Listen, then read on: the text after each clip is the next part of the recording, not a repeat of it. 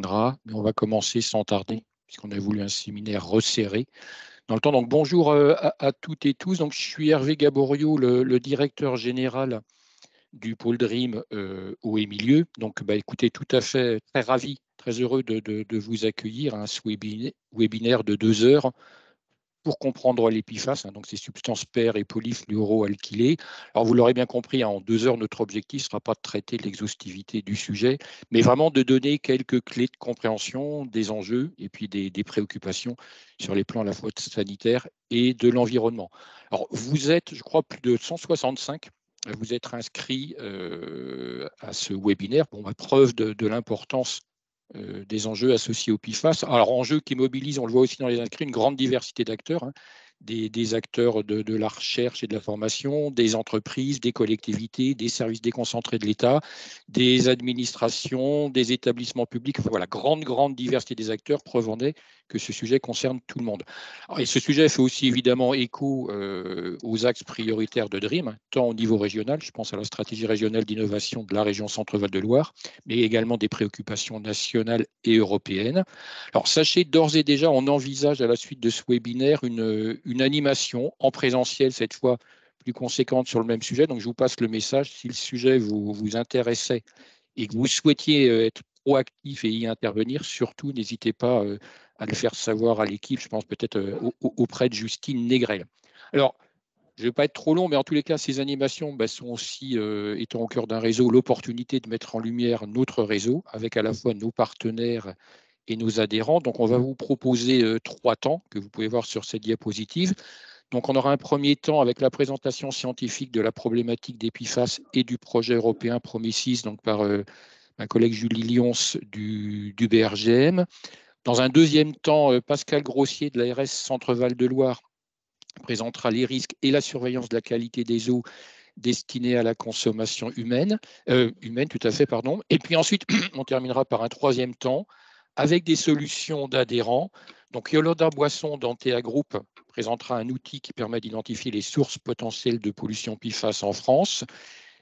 Hugo Caronnier de Valgo et Grégory Lepkin de Watchfrog évoqueront la caractérisation des impacts sur le vivant des perfluorés et les solutions de traitement. Damien Cabane de Phytocontrol présentera les solutions pour analyser les composés perfluorés dans les eaux de consommation, les eaux brutes et les eaux atypiques. Et enfin, Carso, Guillaume Jubot de Biomae Carso présentera donc une présentation sur la caractérisation des niveaux de bioaccumulation en composés perfluorés dans le biote par encagement in situ de Gamard.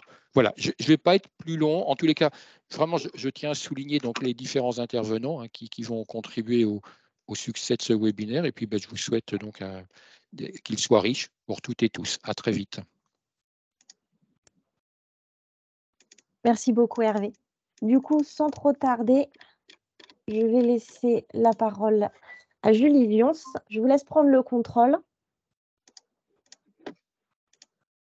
Et je vous laisse commencer votre présentation. Eh bien, merci Justine, merci Hervé. Tout d'abord, merci de m'avoir invité à ce webinaire. Donc aujourd'hui, il y a un gros programme puisque j'introduis le contexte des PFAS à travers la problématique, un projet européen et également quelques slides à la fin sur le plan ministériel. Donc voilà, ces 3 points ont été demandés par le pôle DREAM, donc un gros programme. Donc ça va être plutôt quelques introductions. Et puis pour ceux qui restent sur leur fin, écoutez, je vous invite à me recontacter pour échanger plus longuement par ailleurs. Voilà. Donc la problématique des PFAS, j'ai préparé quelques petites slides pour un petit peu implanter notre problématique dans le contexte actuel. Donc comme le disait Hervé, donc les PFAS sont des substances paires et polyfluoroalkylées. Il faut savoir que ça va représenter un groupe de plusieurs milliers de composés synthétiques, entre 4 000 et 12 000 selon les référentiels que l'on choisit pour les dénombrer. Il existe une classification que vous pouvez voir donc sur l'illustration, et donc ce sont des groupes très complexes. Néanmoins, toutes ces molécules vont avoir une propriété commune qui va être une liaison carbone-fluor. Et cette liaison est l'une des plus stables de la chimie organique. Cette liaison stable va faire en sorte que ces molécules ne vont pas se dégrader après utilisation ou rejet dans l'environnement, et ça leur a valu le nom de polluants éternels ou Forever Chemicals. Alors, cette stabilité fait que du coup, ces composés appartiennent donc au groupe des polluants persistants. Et parmi tous ces composés, la plupart sont également mobiles, et donc c'est pour ça qu'on va parler de composés persistants et mobiles. Et cette mobilité va faire qu'ils vont être facilement transportés dans l'environnement, dans les différents compartiments, sur de longues distances. La persistance de ces molécules fait également que la rémédiation ou la dépollution des sites et sols pollués est techniquement difficile et coûteuse. Ce qu'il faut également savoir dans la problématique des PFAS, c'est que bien évidemment, à chaque usage ou chaque source de PFAS va correspondre à un cortège de composés spécifiques. Et aujourd'hui, un des enjeux pour nous est de réussir à identifier les liens qu'il va y avoir entre les usages et les cortèges de PFAS qu'on va retrouver dans l'environnement. En effet, on a une mauvaise connaissance des différents composés qui sont utilisés, également de leur période d'utilisation, mais également ce qu'on connaît nous dans l'environnement va être restreint par les paramètres que l'on va rechercher, que l'on est capable de rechercher.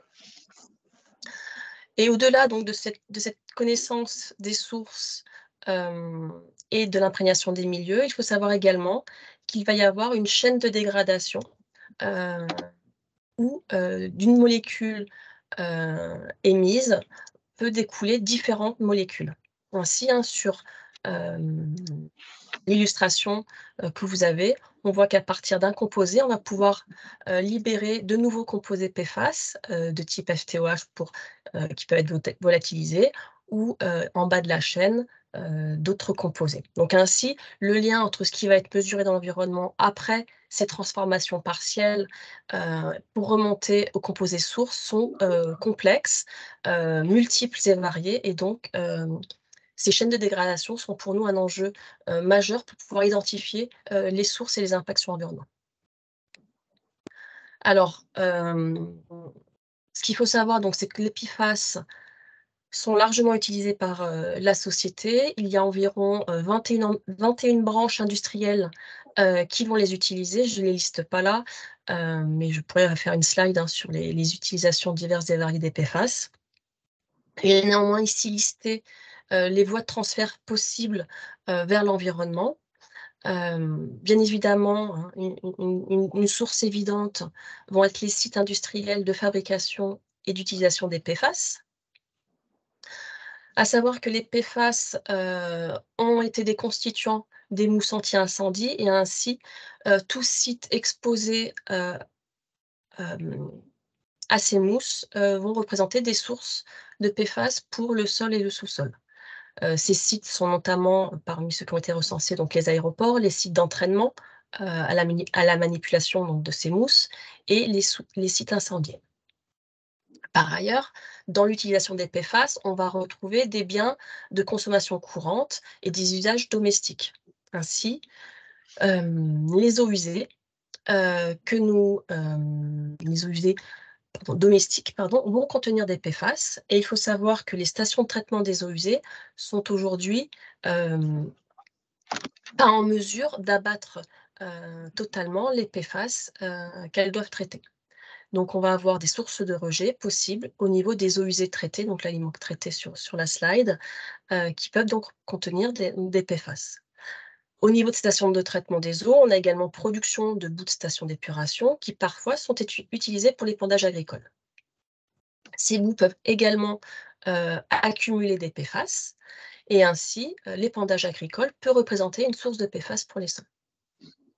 Dans l'utilisation domestique, on va avoir également la production de déchets qui peuvent contenir des PFAS, et à ce titre-là, les installations de stockage de déchets peuvent représenter des sources, notamment lorsque les lixivia ne sont pas gérés. Leur infiltration peut représenter une source d'infiltration en PFAS. en lien également avec les déchets, les sites d'incinération des déchets qui, là, peuvent représenter une voie de contamination ici aérienne. Et lorsqu'on étudie donc l'ensemble, lorsqu'on recherche les PFAS dans l'ensemble de l'environnement, on se rend compte une forte imprégnation tant au niveau de l'air, de l'eau de pluie, des eaux de surface et des eaux souterraines, ainsi que des sols et des sédiments. Et notre problématique sur comprendre le comportement des PFAS donc dans le sol et ici dans les eaux souterraines, va être le challenge d'adresser des processus complexes qui vont contrôler le comportement de ces composés. On va avoir des phénomènes de sorption sur les phases solides, des problématiques d'accumulation à l'interface, notamment au air, de la volatilisation pour certains composés, l'absorption par le biote et la lixiviation depuis le sol ou les sédiments vers les eaux souterraines. Alors, comme je vous le disais, on a plusieurs dizaines de milliers de composés qui vont tous avoir des structures moléculaires différentes. Et il faut savoir que les propriétés et le comportement de ces composés sont directement contrôlés par la structure moléculaire de ces composés. Usuellement, on étudie les polluants par des essais, des expérimentations. Là, on entend bien que étudier l'ensemble de ces composés est impossible, et c'est pour ça également qu'on s'oriente vers des techniques de modélisation et de prédiction in silico pour prédire le comportement. Alors bien évidemment, ce que je n'ai pas dit en introduction, c'est que ces composés ont des comportements très particuliers et comportent des terminaisons qui vont être hydrophiles et hydrophobes, ce qui va faire que certaines vont se comporter vis-à-vis des phases solides de certaines manières, et donc également ce comportement particulier aux interfaces. Néanmoins, on peut définir des grandes généralités sur le comportement de ces composés dans le milieu. Et ce que l'on sait à ce jour, c'est que les composés à chaîne courte, ceux qui vont avoir des atomes de carbone, des chaînes de carbone dénombrant moins de 8 carbones, vont plutôt être mobiles, tandis que ceux qui sont dits à chaîne longue vont plutôt avoir tendance à s'absorber sur les phases solides. Néanmoins, comme je disais, il peut y avoir donc des dégradations partielles, et donc ce qu'il faut retenir, c'est que cette absorption sur les sols ou les sédiments vont pouvoir représenter un terme source de molécules par la suite plus petites qui, elles, vont progressivement devenir plus mobiles et donc migrer vers les eaux. Donc là, je vais basculer sur un bref survol du projet H2020 Promises. J'ai choisi de présenter uniquement certaines actions, notamment celles en lien avec ce que nous faisons en France. Le projet Promises, on l'a inscrit dans le continuum eau, sol, sédiment, en partant donc du postulat que les PFAS et plus généralement les polluants persistants, mobiles et potentiellement toxiques, les PMT, vont pouvoir migrer dans les différents compartiments de l'environnement et notamment vers le cycle de l'eau. Donc ce projet, nous l'avons bâti avec 27 partenaires venant de 9 pays. Il regroupe des établissements publics, des universitaires, des industriels, également des PME qui développent de nouvelles technologies pour étudier ou traiter les PFAS. Donc c'est un projet qui est financé sur la ligne H2020 dans le cadre du pacte vert européen, le Green Deal. Donc nous recevons 12 millions et la durée du projet est de 42 mois, et nous avons démarré en novembre 2021. Il faut savoir que sur cette ligne, nous sommes 3 projets frères.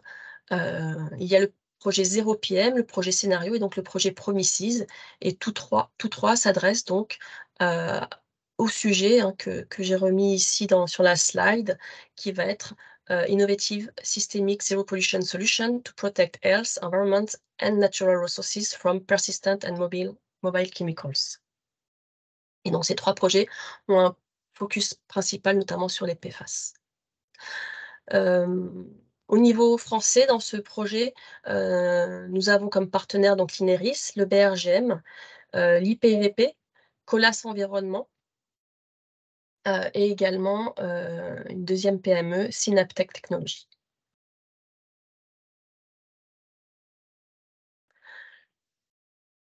En quelques mots, le contexte du projet, donc nous l'avons inscrit de manière à accroître la circularité des ressources naturelles, donc en surmontant les obstacles liés à la présence de ces substances persistantes, mobiles et potentiellement toxiques dans le système sol, sédiments et eau, afin notamment de contribuer à une économie circulaire sûre et durable et d'améliorer la protection de la santé humaine et de l'environnement. Ce projet, on l'a bâti de manière à développer différentes technologies sur des méthodes et des outils, sur la compréhension du comportement de ces polluants et l'étude de l'exposition et l'évaluation des risques, et le développement de technologies de traitement des PFAS. Ces technologies ont pour ambition de répondre à la demande, d'une part, des industriels, mais également donc, des gestionnaires des ressources, mais aussi des autorités publiques et des autorités de réglementation. Et notre volonté va être, à la fin de ce projet, d'être capable d'intégrer nos résultats, nos travaux, dans un outil, un Decision Support Framework, qui aura l'objectif d'accompagner dans la prise de décision autant les gestionnaires que les autorités de régulation, les autorités publiques. Donc, je vous parle donc d'inscrire ce projet donc, dans les voies d'économie circulaire, notamment vis-à-vis des ressources naturelles. Nous adressons dans ce projet donc 5 voies circulaires. Les cycles semi-fermés pour l'approvisionnement en eau potable à l'échelle urbaine et du bassin versant. En d'autres termes, la filtration de berges. Et nous l'appliquons et nous l'étudions sur la zone de Berlin et dans une partie du bassin versant du Danube. Nous étudions également la réutilisation des eaux usées pour l'irrigation en agriculture sur un site en Espagne, la récupération des nutriments à partir des boues d'épuration, et notamment voir quel va être le transfert. Je n'ai plus ma présentation.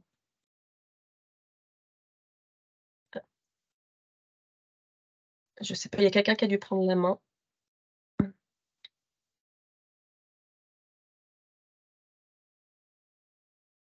Je ne sais pas, je ne peux plus reprendre la main en fait. Je n'ai plus la dispo. Je vais le retélécharger.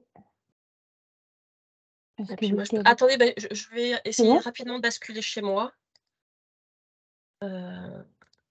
Si j'y arrive. Hop. Je vous laisse recharger. En attendant, je vais basculer chez moi.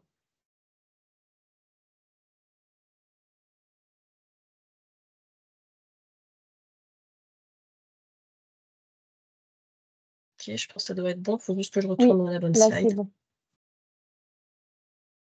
Voilà, donc je parlais d'étudier notamment le transfert des PFAS depuis les eaux usées vers les boues et donc d'évaluer ces facteurs de transfert, notamment donc, dans le contexte donc, de la récupération des boues de stations d'épuration.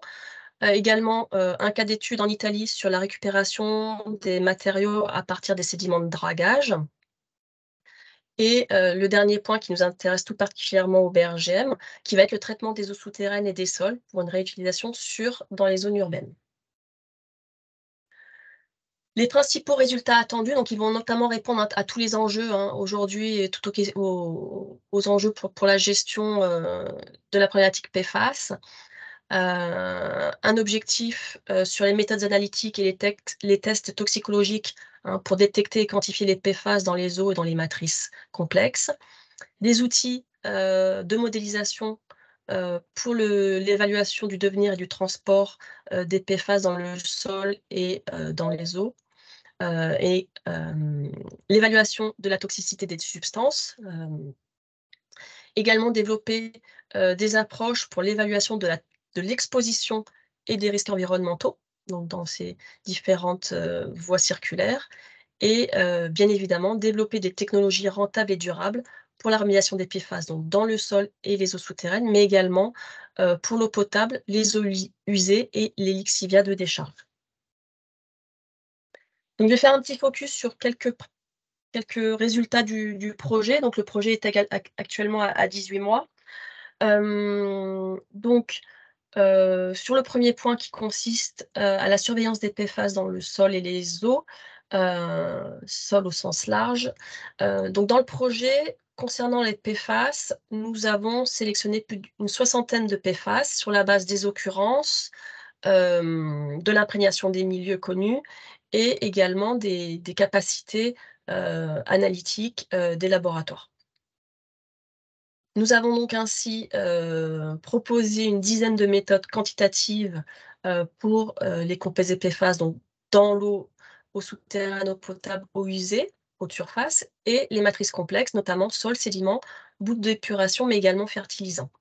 Hein, il faut savoir que pour chaque matrice, il va y avoir une préparation ou une purification spécifique de l'échantillon, avec par exemple des enjeux sur les teneurs élevées en matière organique, ou pour les sédiments, par exemple, la répartition entre les phases solides et les phases dissoutes. Actuellement, donc, nous démarrons le travail sur la comparaison des différentes méthodes de caractérisation globale des PFAS et notamment du fluor organique à travers l'analyse du fluor organique adsorbable, AOF, le fluor organique extractible, EOF, et le fluor organique total, TOF.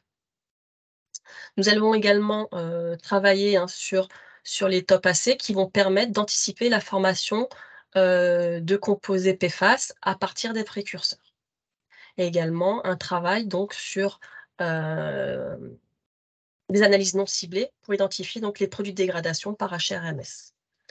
Un autre travail également porté au BRGM, qui va être le travail sur l'échantillonneur passif pour la surveillance des PFAS. In fine, nous souhaitons vraiment pouvoir proposer des stratégies de surveillance, d'une part pour l'évaluation de l'exposition des milieux, l'évaluation des rendements des techniques de rémédiation et également la mise en œuvre dans le cadre de la réglementation. Je pense que l'exposé suivant permettra d'aller plus loin donc, sur ces points-là. Au niveau du travail que nous faisons, notamment au BRGM, sur le devenir et le transport des PFAS dans les sols et dans les eaux, donc dans Promises, on va s'intéresser vraiment au comportement des PFAS, donc à l'interface. Comme je vous disais, le comportement hydrophile, hydrophobe, on fait vraiment quelque chose des composés ayant des comportements très particuliers. Et donc dans le projet, on s'intéresse particulièrement aux interfaces, donc sol, nappe phréatique, donc zone non saturée, zone saturée, et également aux interfaces haute surface sédiments au niveau des zones de filtration de berge. Et les travaux sont menés d'une part en modélisation, modélisation du transport, modélisation des propriétés réactives, et également en s'appuyant sur des travaux expérimentaux et de la surveillance in situ. Au BRGM, donc notre cas d'étude est développé donc, sur la plateforme PRIM. Cette plateforme nous permet donc de reproduire la contamination d'un sol vers les eaux souterraines à partir de mousse anti-incendie, qui est le scénario que nous avons choisi donc, dans le projet. Et donc, nous avons réalisé déjà plusieurs essais à différentes échelles, en batch, en colonne, et nous allons ensuite passer dans les prochaines semaines à une échelle semi-naturelle, c'est-à-dire 83 mètres cubes, sur le pilote plurimétrique PRIM que vous avez en photo ici. Et sur ce pilote, nous allons pouvoir assurer donc, le suivi des flux d'eau et de PFAS donc, dans la zone non saturée et dans la zone saturée, puisque nous allons avoir une zone, nous allons pouvoir contrôler le niveau d'eau dans ce pilote. Nous allons pouvoir calculer des bilans massiques précis, c'est-à-dire en conditions contrôlées par opposition à des conditions naturelles in situ. Nous allons pouvoir tester in situ des méthodes de monitoring, donc les capteurs passifs, et nous allons avoir une grosse activité pour tester in situ les techniques de dépollution et notamment l'utilisation de fluides non newtoniens. Donc sur ce pilote, nous allons notamment travailler avec le BRGM, avec Colas Environnement et l'IPGP. Concernant donc vraiment le comportement des PFAS, donc dans le pilote, nous allons pouvoir contrôler différentes configurations. L'idée va donc être de pouvoir travailler sur les temps de résidence et le stock de PFAS dans la zone non saturée, avec notamment un travail sur le rôle de la saturation en eau et le rôle aux interfaces entre les phases solides. Ce qu'il faut savoir, c'est que dans ce pilote, nous allons le remplir de sable, mais également un sable qui va contenir de la matière organique et des argiles. En contrôlant le niveau d'eau, on va pouvoir travailler sur le battement de nappe et notamment le rôle que va avoir cette variabilité du niveau d'eau sur la remobilisation des PFAS stockés à l'interface. Et également travailler sur le suivi dynamique temporel et spatial d'un panache de PFAS. Le travail dans le projet donc, sur la remédiation des PFAS, il va se faire d'une part avec des technologies in situ, pour les zones non saturées et saturées. Donc, je vous parlais de fluides non newtoniens. Donc, ces fluides, en fait, ils vont avoir la propriété d'être capables de migrer dans un milieu de manière homogène. Dans les milieux, généralement, les milieux sont généralement hétérogènes avec des zones de circulation favorables liées à des différences de porosité, de perméabilité. Et de manière générale, l'eau va aller là où c'est plus poreux et plus perméable. Les fluides non newtoniens, eux, vont pouvoir migrer de manière homogène, bien que le milieu puisse être hétérogène. Donc, ça a un réel intérêt pour la dépollution. Ces fluides, on va pouvoir également les combiner avec des additifs chimiques qui vont également être en capacité, donc d'une part, de faire migrer les PFAS et de récupérer les PFAS avec ces fluides, mais également in situ, de pouvoir détruire les compositions résiduelles en PFAS. Donc là, l'objectif va être de déterminer les meilleures conditions pour pouvoir remobiliser et extraire les PFAS, mais également assurer in situ une défloration réductrice. On va également tester des technologies on-site pour les eaux souterraines. Donc, d'une part, sur le site du BRGM, mais également avec nos partenaires espagnols sur le site situé en Espagne. On va pouvoir tester, donc, à travers le projet, différents traitements chimiques. On va avoir un deuxième axe de traitement qui va être un traitement par sonocavitation ou sonolyse, qui peut être combiné à de l'oxydation chimique. Ce traitement va permettre de traiter les PFAS en forte concentration. Et un troisième traitement biologique qui là va être plutôt du post-traitement, qui va permettre, en sélectionnant des enzymes de champignons, de dégrader les PFAS, et ça plutôt pour des solutions en plus faible concentration. Donc ceci va nous permettre de mettre en place des trains technologiques pour traiter au mieux les PFAS. In fine, ce qu'on va faire dans le projet, on va pouvoir évaluer les performances de traitement, d'une part sur la base de tests de toxicité et de rendement d'élimination des PFAS. Et donc, comme je vous disais, on va être à 2 équipes, enfin on va être sur 2 sites pour traiter cela. Sur le pilote prime, on va pouvoir tester donc avec donc Colas Environnement et Synaptech la remobilisation in situ et on-site, et sur le site en Espagne des démonstrations donc on-site pour le traitement des eaux souterraines, notamment avec eSolve et Eurecat. Et Microlife Solution, lui, va pouvoir contribuer au traitement biologique avec la sélection d'enzymes, et donc BDS va pouvoir nous aider sur l'évaluation de la toxicité après traitement. Le Decision Support Framework, rapidement, donc ça c'est une action qui est portée par l'INERIS, dans lequel l'ensemble des partenaires contribuent. Comme je vous disais, l'objectif est que cet outil puisse accompagner le processus de prise de décision en rassemblant les données et outils nécessaires à la gestion donc, des polluants persistants et mobiles. Il y aura notamment de disponible une cartographie des substances avec leurs propriétés, leur toxicité, la connaissance, mais également une liste des solutions disponibles. L'enjeu dans la construction de cet outil, c'est d'en faire un outil qui soit significatif et utile pour les parties prenantes. Donc pour ça, nous avons commencé au début du projet avec une enquête auprès des parties prenantes pour identifier leurs demandes et leurs retours d'expérience. Donc ça a été fait l'été 2022 et si vous êtes intéressé par les résultats, ils sont disponibles sur le site internet.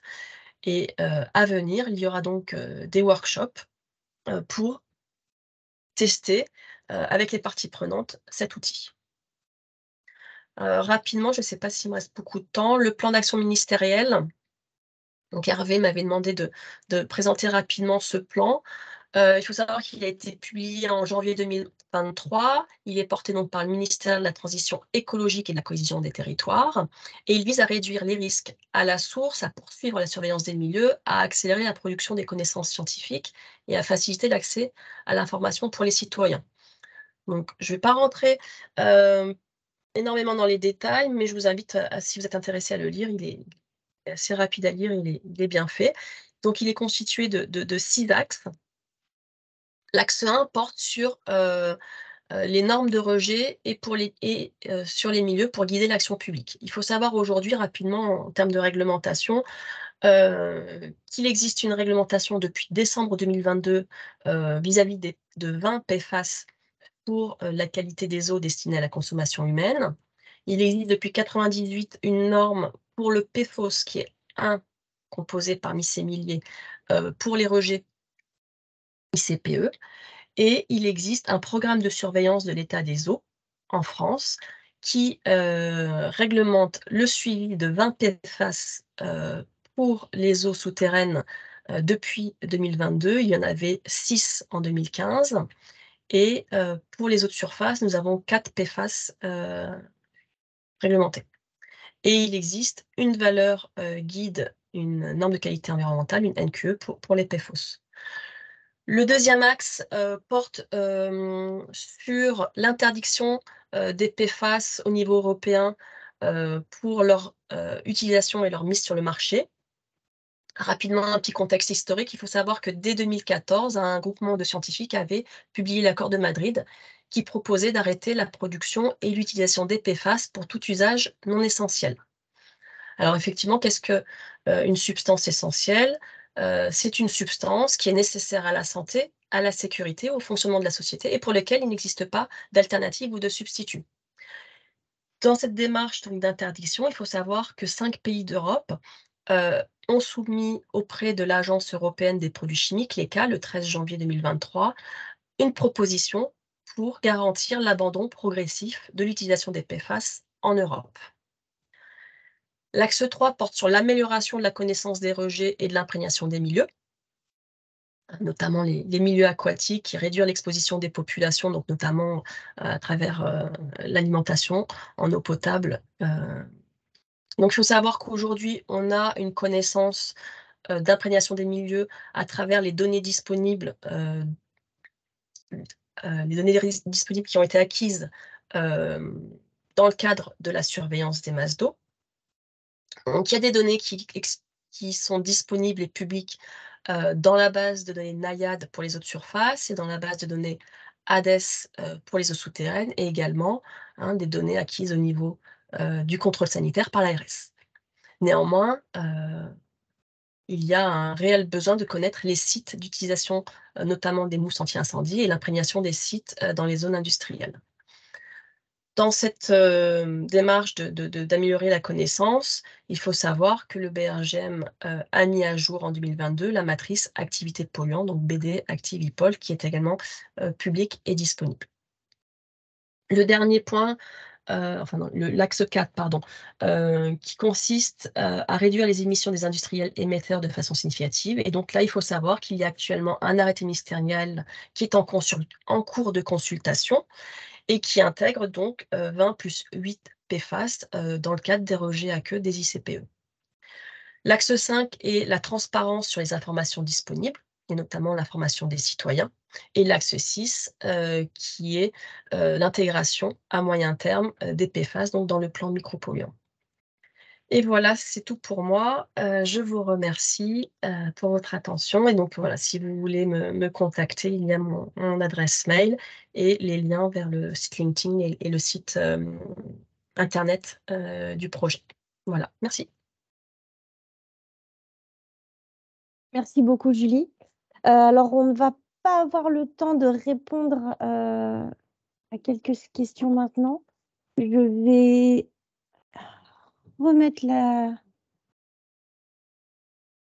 Hop. Donc, on va attendre quelques secondes le temps que le PPT soit remis et on pourra passer à la présentation de Monsieur Pascal Grossier de l'ARS Centre-Val de Loire sur les risques et la surveillance de la qualité des eaux destinées à la consommation humaine. Alors, quelques secondes. Pour les intervenants, je vous laisse. Il y a quelques questions dans la conversation. Donc, on devra avoir un peu de temps à la fin de ce webinaire pour répondre à un maximum de questions. Après, pour certaines questions, je laisse les intervenants, s'ils le veulent, répondre directement dans la conversation. Ou après, nous, on pourra aussi faire passer les questions et vous mettre en contact avec les intervenants pour que vous puissiez avoir vos réponses à ces quelques questions. Ça devrait plus tarder maintenant.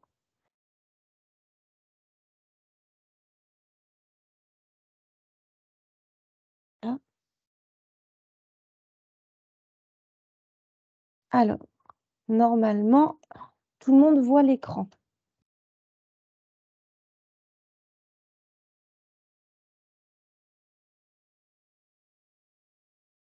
Et nous allons pouvoir passer. Hop. Oui, bonjour Voilà, à donc, tous, je vous remercie. Donc on va présenter effectivement rapidement une revue des risques sanitaires liés au PFAS et on fera un petit focus puisque c'est plus mon domaine d'intervention concernant la surveillance de la qualité des eaux distribuées. Concernant la première dia, est visée à rappeler effectivement que les PFAS, donc la dia suivante, est visée à rappeler que les PFAS étaient des composés qui étaient très largement utilisés. Ils bénéficient bien sûr d'avantages pour des usages industriels quelque part indéniables, avec des propriétés d'une part anti-adhésives, des fortes résistances aux chaleurs, également des fortes résistances mécaniques et des propriétés imperméabilisantes. Comme ça a déjà été dit, ce sont des composés qui sont d'origine anthropique. Ils sont également très stables dans l'environnement, moyennant des possibilités via des précurseurs de se transformer au travers de chaînes de dégradation, comme ça a été mentionné. Concernant les usages, ils sont, comme je le disais, extrêmement nombreux. Imperméabilisation des cuirs, des textiles, des cartons, des usages dans des applications chimiques spécialisées, du traitement de surface comme des détergents, des mousses anti-incendie, des usages comme tensioactifs, des usages dans des industries ciblées comme les semi-conducteurs, la photographie. Et au-delà de ça, puisque ce sont des usages très larges, non seulement on les a dans des applications industrielles, mais on les a également dans des usages domestiques, puisque tous ces produits, des produits avec des imperméabilisants, on les retrouve naturellement chez nous, puisqu'on les achète. Donc les vêtements, les tapis, les cuirs, des anti-adhésifs, également de certains emballages, des enduits, des peintures, ça peut être dans des détergents et également dans des produits, bon, peut-être moins d'usage chez les domestiques, pour la partie domestique maintenant, qui sont très restreints, je pense aux pesticides et insecticides. Le lien avec la dia d'après, c'est effectivement, puisqu'on a des produits qui sont extrêmement stables et présents partout, il faut s'attendre effectivement à ce qu'ils soient présents également dans le corps humain. Donc les autorités sanitaires se sont intéressées à l'imprégnation de la population française au PFAS, et on a notamment les données du Programme national de surveillance, l'étude Esteban 2014-2016, qui est quand même assez riche d'enseignements. Donc dans cette étude, on a dossé 17 PFAS concernant 744 adultes et 249 enfants. Et on a abouti au résultat suivant. Naturellement, les PFAS étant des grandes familles, on arrive à des quantifications qui sont variables suivant les composés. Le PFOA et le PFOS, ce sont les composés qui sont le plus retrouvés, puisqu'ils sont quantifiés à 100%, aussi bien chez les enfants que chez les adultes. Concernant les différences de niveau d'imprégnation, on a une différence suivant le sexe, les hommes ayant des niveaux d'imprégnation un petit peu supérieurs aux celles aux femmes. Une différence suivant l'âge, on a des niveaux d'imprégnation qui sont globalement croissants, et cela traduit le fait qu'on a une demi-vie d'élimination des PFAS, pour certains PFAS, qui peut aller de 4 ans à 9 ans dans l'organisme, ce qui traduit leur caractère bioaccumulable. Bon, l'indice de masse corporelle est un peu moins significatif concernant ces différences-là. Après, ce qui est extrêmement intéressant à noter, c'est qu'on a des niveaux d'imprégnation différents, suivant notamment l'exposition alimentaire qu'on peut avoir. Donc, il est globalement acquis que la part d'exposition alimentaire est majoritaire, et peut même être très majoritaire pour aller jusqu'à 90% de l'exposition. Parmi les produits les plus qui entrent le plus dans cette exposition, donc on peut noter la consommation de poissons, de produits de la mer, consommation de légumes, l'autoconsommation d'œufs et de lait, et en dehors de la consommation, pour le coup, l'utilisation de produits et matériaux pendant les travaux de loisirs et de bricolage. Donc on a en moyenne, lors de ces sérologies, des concentrations de l'ordre de 2 à 4 microgrammes par litre pour le PFOS et pour le PFOA. Par contre, on peut avoir des fortes variations interindividuelles, notamment si on a des expositions professionnelles chez les adultes, ou par exemple pour des pêcheurs, si on a des consommations notables de produits de la pêche.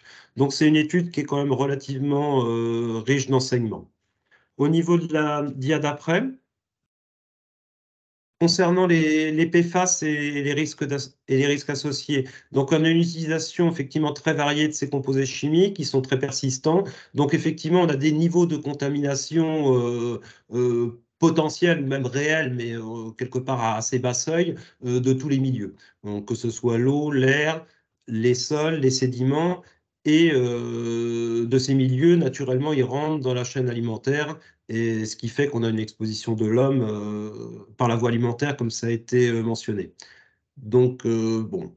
Concernant l'exposition au niveau de l'eau potable, c'est vrai que l'exposition peut devenir plus importante, notamment si cette eau présente une contamination, sachant que c'est plutôt les premiers aliments solides qui étaient attendus comme étant la source de contamination principale. Concernant les effets sur la santé, donc la toxicité de ces composés est associée à de multiples affections ou pathologies. Donc d'une part, une augmentation du taux de cholestérol. D'autre part, certains de ces composés sont classés comme cancérogènes possibles pour l'homme, notamment le PFOA, donc ce qui donne quand même une suspicion un peu générale pour toute cette classe de composés sur des risques de cancer. Ils sont associés à des risques de lésions du foie, a des effets sur la fertilité et le développement du fœtus, et ils sont également fortement suspectés d'interférer avec les systèmes endocriniens, notamment la thyroïde et les systèmes immunitaires. Donc, ce qui leur donne, pour certains, ils sont effectivement classés parmi les composés perturbateurs endocriniens.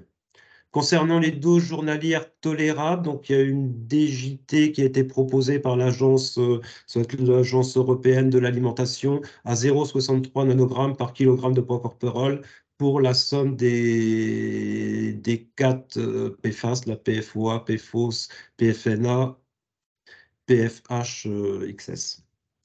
Donc en conclusion, c'est vrai que ces composés étant très nombreux, on n'a pas des données vraiment établies pour chacun des composés, on a plutôt des données pour les principaux, notamment PFOA, notamment PFOS, hein, qui rentrent dans une réglementation déjà très stricte, et également pour une vingtaine de PFAS d'intérêt.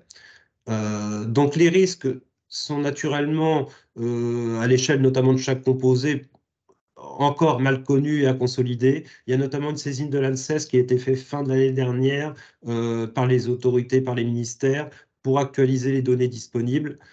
Mais c'est vrai qu'au regard du tableau qui a été présenté, on a des premiers éléments disponibles qui restent inquiétants, pour paraphraser quelque part le titre du rapport de l'IGEDD de décembre 2022 concernant la présentation de ces effets sanitaires. Au niveau de la dia d'après, Concernant la gestion des PFAS et puis les risques autour des sites contaminés,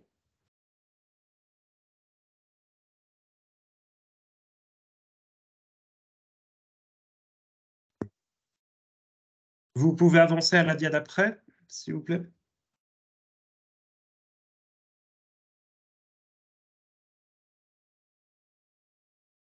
C'est la bonne diapo? C'est la dia d'après, si vous pouviez avancer. Pas de souci.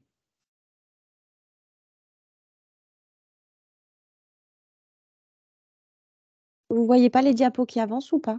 Parce que moi, je les fais avancer. Non. Non, je ne vois pas. Non, je ne sais pas pourquoi. Parce que moi, je les vois avancer. Bon, en tout cas, c'est pas grave, je vais peut-être continuer en attendant. Donc, concernant les PFAS et les risques associés autour de sites contaminés, on a notamment eu effectivement le reportage très médiatique en fin d'année dernière, un reportage sur France 2 qui faisait état effectivement d'une contamination d'origine industrielle hein, au sud de Lyon. Donc, concernant ces mobilisations autour de sites contaminés, on peut rappeler qu'effectivement, ils entraînent une mobilisation de l'ensemble des services de l'État, hein, que ce soit naturellement le préfet, l'ADREAL, l'ARS, la DRAF, également et par nécessité une mobilisation des collectivités territoriales concernées et des industriels concernés. Donc, on va adapter et renforcer naturellement la surveillance autour de ces sites, que ce soit les rejets des installations classées, enfin des rejets donc à la source, que ce soit les données de surveillance concernant la caractérisation de l'état du milieu, et au titre de la caractérisation de l'état du milieu, bien sûr, la surveillance de la qualité des eaux distribuées. Concernant les mesures prises en matière de gestion pour essayer de maîtriser le risque autour de ces sites, donc naturellement diminuer les émissions et gérer les risques sanitaires, on peut avoir quelques exemples de mesures de gestion prises en matière de gestion du risque sanitaire sur ces secteurs contaminés, des recommandations par exemple, de ne pas consommer les œufs et les volailles des poulaillers individuels, donc sur des secteurs à risque, des recommandations de ne pas consommer de poissons sur des secteurs de cours d'eau contaminés ou des restrictions de consommation de l'eau pour certains captages. Quelques mots sur la réglementation concernant les eaux destinées à la consommation humaine et puis le lien avec le plan national PFAS 2023-2027. Concernant les eaux destinées à la consommation humaine, donc on vient juste d'avoir une limite de qualité donc depuis le 30 décembre 2022, depuis qu'on a transposé en droit français la directive européenne du 16 décembre 2020. Donc, on va avoir une obligation réglementaire de surveiller au titre du contrôle sanitaire les eaux, hein, que ce soit les eaux à la ressource ou que ce soit les eaux brutes au niveau des captages ou que ce soit les eaux distribuées, donc telles qu'elles sont livrées au robinet des consommateurs, à partir seulement de janvier 2026. Et la limite de qualité qui a été établie pour les PFAS, c'est une limite de qualité pour la somme des 20 PFAS les plus préoccupants, qui est de 0,1 microgramme par litre au niveau de l'eau distribuée. Voilà. Donc, il en résulte en conclusion que l'on a peu de données disponibles à ce jour, tout du moins au titre du contrôle sanitaire, puisque l'obligation réglementaire de contrôle s'applique à partir de janvier 2026. Que l'on dispose néanmoins de quelques données, on va dire partielles, les PFOS étant recherchés au niveau des captages mobilisant des eaux superficielles, au niveau des eaux brutes, des captages mobilisant des eaux superficielles, et on dispose une étude qui a été faite par l'ANSES en 2009-2010 sur un échantillon de captage et d'eau distribuée. En tout cas, au regard de ces résultats dont on dispose à ce jour, on n'avait pas de problématique aiguë de dépassement, notamment de limites de qualité, connues de l'ARS en région Centre-Val de Loire. Quelques mots sur le traitement, vraiment très rapidement sur le traitement des PFAS concernant les eaux. Les techniques de charbon actif, de résine d'échangeuse d'ions, voire d'osmose inverse, sont réputées notamment pour permettre d'abattre de retenir plutôt ces PFAS. Après, c'est vrai que se pose un sous-problème qui consistera après, une fois qu'on les a retenus, à veiller à bien éliminer ces PFAS ultérieurement. Concernant donc effectivement la dernière dia, nous comptons au niveau de l'ARS bien sûr devancer l'échéance de janvier 2026 pour l'analyse des PFAS au niveau des eaux. Nous allons attendre, puisqu'on vient juste de disposer d'une norme à partir d'une exigence de qualité depuis janvier 2023. On va attendre que tous nos laboratoires agréés soient bien accrédités COFRAC pour l'analyse de ces PFAS. Donc ça, ce sera fait dans les toutes prochaines semaines pour nos 2 laboratoires. Et à partir de là, on pourra commencer à mettre en place une surveillance qui se voudra dans un premier temps ciblée sur des sites répertoriés à risque. Et on s'inscrira dans un travail interministériel, donc sous un pilotage notamment de l'ADREAL, pour arriver à identifier ces sites les plus à risque avant d'envisager une surveillance un petit peu plus globale. Juste quelques ordres de grandeur. Effectivement, une seule analyse de PFAS dans les eaux, il faut s'attendre quand même à un coût quand même au minimum de l'ordre de 150 €. Donc, ce n'est pas des analyses qui sont non plus quelque part gratuites pour les collectivités. Il s'agira également de bien les cibler. Et en conclusion générale, notamment concernant ces problèmes de qualité d'eau et au regard des premiers résultats dont on dispose, on ne s'attend pas à une problématique de contamination générale, hein, plutôt, on aura plutôt une contamination avec des niveaux moyens qui sont relativement faibles. Par contre, naturellement, il n'est pas exclu qu'on ne mette pas en évidence quelques points avec des dépassements de limites de qualité. Voilà, j'en ai terminé. Merci.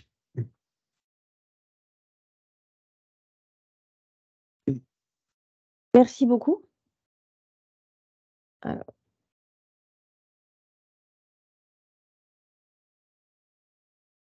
Du coup, je vous propose sans plus tarder de passer à la suite pour ne pas perdre trop de temps. Donc, je propose maintenant de laisser la parole à Yolanda Boisson d'Antea Group pour nous présenter un outil permettant d'identifier les sources potentielles de pollution PFAS en France. Donc, je vais vous passer les diapos.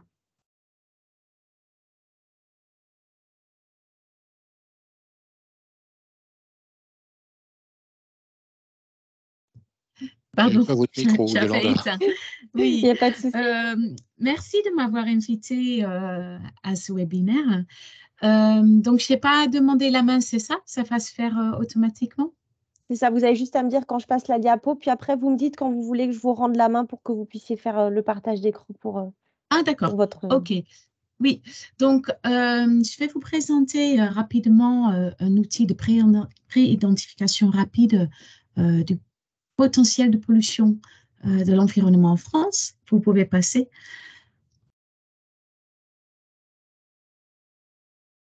Alors, oui, voilà.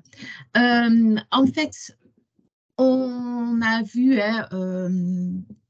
dans les années 2017-2018 des grosses crises dans des pays comme les États-Unis, les Pays-Bas, Suède, Allemagne, Australie, autour des PFAS. Et du coup, fin 2019, vous pouvez passer. Fin 2019, notre directeur a demandé, et la France dans tout ça, est-ce qu'on n'aura pas un problème aussi? Et donc, vous pouvez passer. On a, dès fin 2019, on a rejoint un groupe de travail Antea International sur les PFAS, parce que aux États-Unis, en Belgique et aux Pays-Bas, nos collègues étaient déjà très actifs sur le sujet.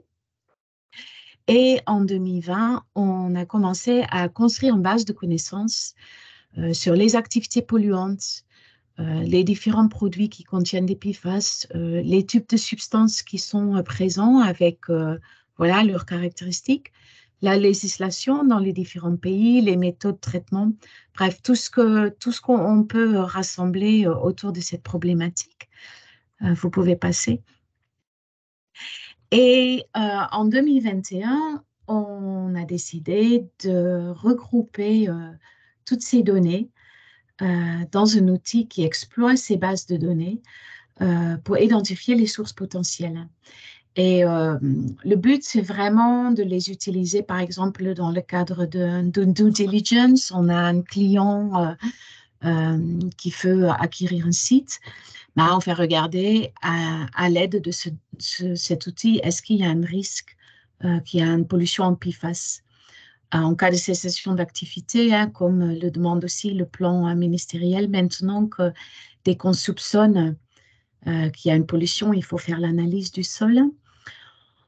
Les assurances nous demandent beaucoup, surtout aux États-Unis. Les assurances demandent beaucoup par rapport à leurs clients. Est-ce qu'il y a une éventuelle problématique PFAS ou quand les clients se font accuser parce qu'il y a une contamination du milieu, est-ce qu'en effet le client peut être mis en cause?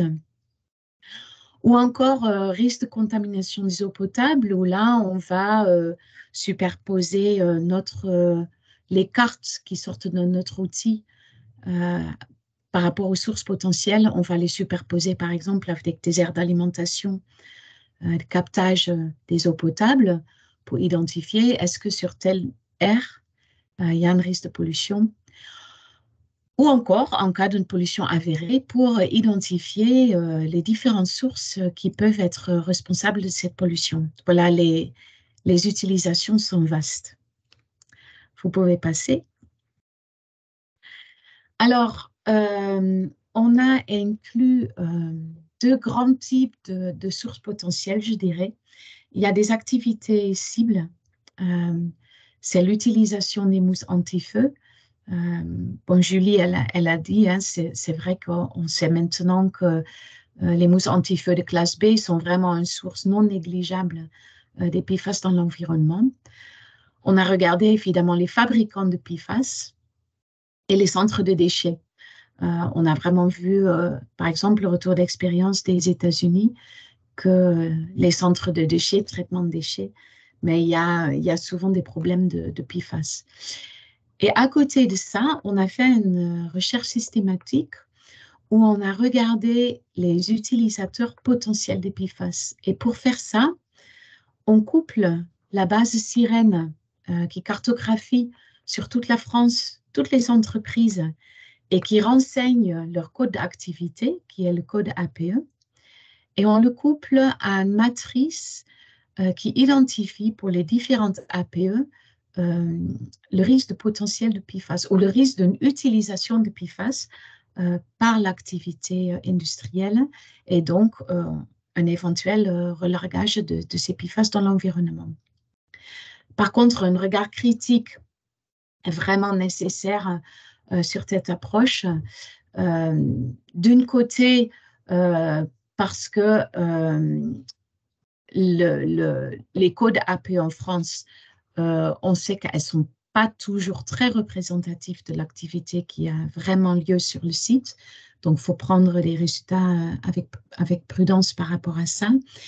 Et de notre côté, par exemple, quand on regarde la fabrication d'autres produits chimiques,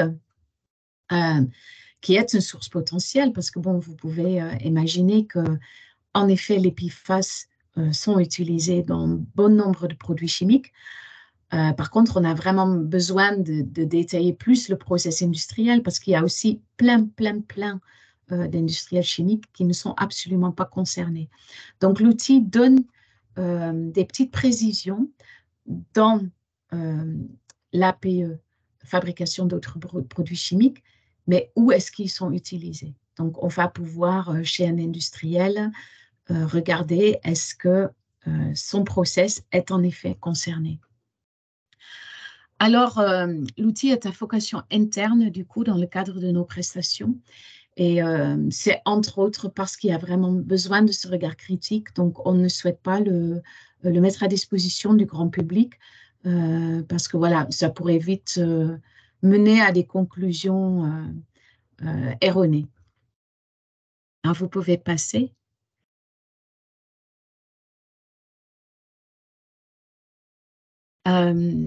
La diaporama ne semble pas avancer. Non, il ne veut pas. Oui. Hop. Là, c'est bon normalement. Oui, c'est bon, merci. Alors, ce qu'on a fait, c'est qu'on a plein de sources de données. Hein. On a le retour d'expérience de Antea, Pays-Bas, Belgique, USA, mais on a aussi un grand nombre de bases de données et de recherches bibliographiques qu'on a toutes intégrées dans une base de données autour des producteurs, des utilisateurs, des mousses anti-feu et des déchets. Toutes ces données ont été intégrées.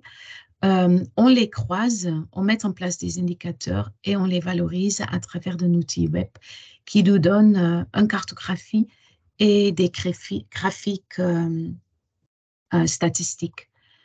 Vous pouvez passer. Oui, c'est la dernière diapo. Alors, je fais partager mon écran pour vous faire une petite démonstration de l'outil. J'ai coupé le partage d'écran. Vous pouvez partager votre écran sans problème. Oui, OK. Est-ce que vous voyez mon écran? Oui, c'est bon. Oui, OK. Donc, je vais tout de suite vous dire, on est encore en développement. Donc, j'ai deux versions, donc je vais un peu naviguer entre les deux versions et de temps en temps, vous allez peut-être voir des choses qui ne sont pas très beaux encore d'un point de vue esthétique ou qui semblent redondantes ou un peu bizarres, mais c'est parce qu'on est encore vraiment en développement de l'outil, mais les grandes lignes sont quand même déjà très visibles et il y a déjà beaucoup de données qui peuvent être valorisées. Alors, une première chose que je vous montre, c'est les sources potentielles de PFAS où on va avoir, voilà, ici on voit toutes les sources potentielles pour les producteurs de PFAS, l'utilisation des mousses anti-incendie sur site et l'émission des PFAS qui sont contenues dans des déchets.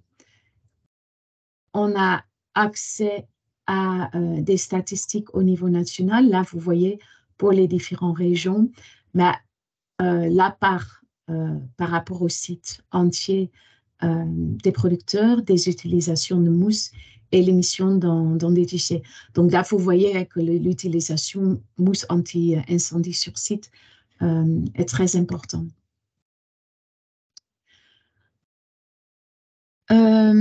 Après, si on va pour les sites, un détail sur les sites incendies.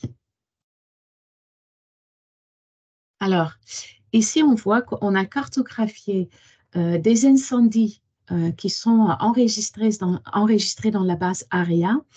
Et dans la base ARIA, on a fait toute une sélection sur la base du type d'incendie. Donc, on a sélectionné tous les incendies qui ont concerné des liquides inflammables. On a aussi sélectionné au niveau des CCPE des CVSO seuil haut et seuil bas, des CVSO qui ont sur leur site une installation anti-feu et qui ont l'obligation de faire des tests avec ces installations. Et c'est vraiment notre retour d'expérience. On a vu que, par exemple, dans la carte qui a été publiée par Le Monde, la plupart de ces sites ne figurent pas. Et nous, notre retour d'expérience Antea montre vraiment que ces sites ont souvent une grosse pollution de PFAS parce que ces exercices, les installations, mais elles ont lieu depuis de très, très nombreuses années.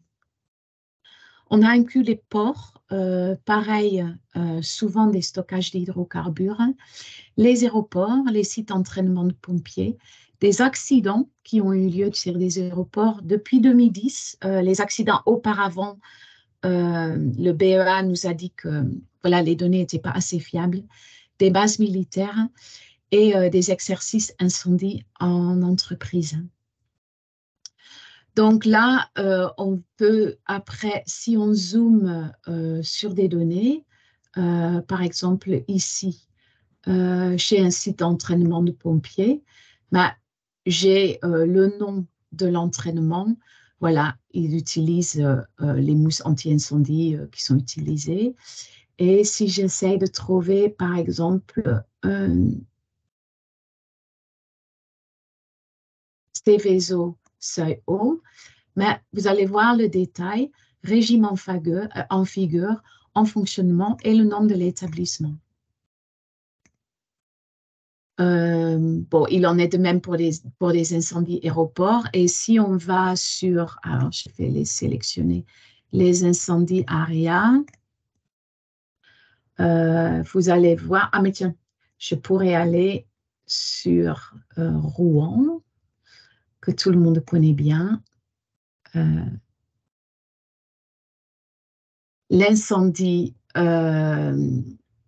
Lubrizol, où on voit que incendie sur 2 sites industriels mitoyennes, mais qui a lieu en septembre 2026. Et là, voilà, on voit les différentes conséquences humaines et les conséquences dans l'environnement. Voilà, donc comme ça, on peut naviguer sur tous les sites où les mousses anti-feu ont eu lieu. Après, on peut aussi explorer plus par rapport au code APE, comme j'ai dit tout à l'heure. Là, je vous propose, par exemple, d'aller sur Pierre-Bénite, également un site.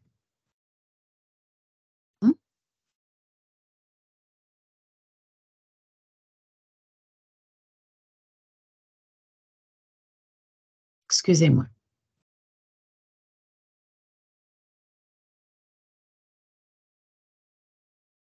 Pierre-Bénite. Bon, on peut au choix, si on veut, choisir un rayon, mais là, je vais lancer la recherche sur la commune de Pierre-Bénite. Et on voit cartographier tous les sites où il y a une production PFAS, où il y a une utilisation des mousses anti-incendie, mais aussi où il y a une utilisation des PFAS comme matière première ou l'utilisation de produits liquides qui contiennent des PFAS ou des produits solides qui contiennent des PFAS. Alors, une amélioration très importante qu'on va faire, c'est qu'on va rajouter dans l'outil un ajout d'un indice de confiance parce que ici, tous les différents codes APE, par exemple pour l'utilisation de produits liquides, ils sont traités au même niveau. Et pourtant, on sait que certains codes APE sont beaucoup plus concernés, comme par exemple les textiles sont très concernés. Cet ajout d'indice de confiance, elle se basera entre autres sur les travaux du BRGM, mais aussi tout un retour d'expérience des Pays-Bas, où il y a eu beaucoup de recherches qui ont été effectuées dans ce sens-là. Maintenant, si je vais sur... bon, là, il est concerné comme utilisation de PFAS comme matière première. C'est aussi un producteur. Il est cartographié à un autre endroit. Mais on est sur le site, on ouvre directement l'annuaire des entreprises et on voit que c'est Arkema France. Voilà, fabrication d'autres produits chimiques, organiques et inorganiques de base. Et ici, on voit pourquoi éventuellement des PFAS, à quelle fonction ou usage ils sont utilisés. Par contre, attention, les informations qu'on trouve ici sont propres au code APE, donc il faut à chaque fois quand même vérifier au sein de l'entreprise si en effet ils sont concernés. Si je fais maintenant, par exemple, je fais sur notre exemple et je vous montre ici. Ici, on se trouve dans une entreprise, un établissement Sainte-Céciliose, fabrication de peinture, vernis, encre et mastic. Pardon. Et ici, on va voir toutes les différentes usages des PFAS pour des peintures ou des encres. Par exemple, le revêtement pour matériaux en contact avec des aliments autres que le papier, Ce sont des émulsifiants pour le liant, les dispersants pour les piments et les agents mouillants. Donc, voilà, comme je vous disais, hein, il y a encore des choses à améliorer parce que ce n'est pas encore très esthétique. Mais vous voyez que quand on a une entreprise, on va pouvoir leur poser vraiment des questions. Tiens, est-ce que vous utilisez des anti-fouling? Est-ce que vous fabriquez des encres, etc. Une dernière chose, je pense qu'il est intéressant à montrer, qui n'est pas encore complètement terminé, mais si on va par exemple à nouveau sur Pierre Bénite. Yolanda, je suis désolée, il ne faudrait pas tarder à conclure quand même, s'il vous plaît. Oui, ok, mais ça va être très très court maintenant. Super, merci. Oui, on a la possibilité de faire un filtre par molécule. Donc, si on tape par exemple le PFNA, voilà, et je filtre là-dessus. Bon, ma cartographie, elle est un peu lente. Bon, je suis désolée, mais normalement, il n'y a que les entreprises qui, du coup, utilisent le PFNA qui font être affichées sur la carte. Donc, ça permet vraiment, quand on a un polluant en forte concentration, un polluant bien identifié, mais on peut remonter plus facilement à la source. Mais je vous remercie pour votre attention et je suis disponible pour répondre aux questions. Merci beaucoup. Alors, je vous propose, sans trop tarder, qu'on passe à la présentation suivante de messieurs Caronnier et Lemkin, donc de Valgo et Watchfrog, sur la caractérisation des impacts sur le vivant des perfluorés et solutions de traitement. Donc, je vous laisse partager votre écran. Grégory, je vais partager l'écran si ça te convient. Tu veux le faire, toi? Oh, ça sera fait. Ok, vas-y. Parfait. Alors, laisse-moi juste 30 secondes. Partager. Alors, il faut juste que je fasse. C'est bon. Est-ce que vous voyez convenablement mon écran? C'est parfait. C'est parfait. Merci beaucoup déjà pour cette invitation. Grégory, je te propose qu'on commence par se présenter. Je te laisse commencer. Avec plaisir. Bonjour à toutes et à tous. Grégory Lemkin, directeur du laboratoire Watchfrog. Et je m'appelle Hugo Caronnier, je suis pharmacien toxicologue. Je travaille en tant que chef de projet pour la société de réhabilitation environnementale Valgo. Aujourd'hui, sur les 10 minutes que l'on a, on va essayer de vous présenter rapidement, de manière très succincte, la problématique que représente dans une métropole les PFAS, le problème de santé publique que cela peut poser, puis les traitements. Je sais, c'est un petit peu ambitieux. Alors, je vais partir sur une étude de cas qui est assez simple, c'est celle de la ville de Rouen. On en a parlé avec Lubrizol, Yolanda en a parlé. Valgo a réalisé entre 2020 et 2021 un diagnostic complet de la vallée de la Seine, sur les 200 derniers kilomètres, avec plus de 160 sites de prélèvement. Et on a prélevé à peu près toutes les matrices. Et on s'est rendu compte que, notamment, il y avait 4 des grandes nappes d'alimentation de la ville de Rouen qui étaient contaminées par les composés perfluorés. En réalité, les composés perfluorés étaient retrouvés de manière ubiquiste dans toutes les matrices. Mais la nappe de Saint-Étienne-du-Rouvray est apparue comme particulièrement contaminée. On a mis en évidence une concentration assez forte en PFAS, dépassant les limites définies par la directive cadre sur l'eau, d'autant plus lorsqu'on regardait tous les PFAS avec des méthodes plus intégratives comme la chromatographie ionique à combustion. Et nous avons identifié également dans ces eaux-là 2 nouveaux PFAS qui étaient jusque-là inconnus selon le CHA. Le problème qu'on peut retrouver dans une métropole comme Rouen, c'est que ces eaux sont captées, elles vont être traitées et que les traitements existants sont peu efficaces, avec un taux d'abattement qui est situé entre 39 et 50%. Et parfois, et notamment dans le site 3, on observe une saturation de certains traitements. Et dans ce cas-là, c'était un site avec, je crois que de souvenir, c'était du charbon actif qui avait été saturé et qui a conduit à un relargage de composés perfluorés dans le réseau. Et donc, à une contamination des eaux potables de la ville. Alors à des quantités relativement basses, je vous l'accorde, mais il faut des concentrations basses, pardon, mais il faut garder en tête aussi que la toxicité de tous les PFAS ne peut pas encore être appréciée, étant donné qu'on manque de beaucoup de valeurs toxicologiques de référence, et qu'il est très dur de mesurer l'intégralité des PFAS. Donc là, ce n'est pas l'intégralité des PFAS, c'est une somme, la somme des 20 composés de l'Union européenne. Donc, cette contamination des eaux potables a conduit à une exposition des populations et donc à de potentiels effets délétères.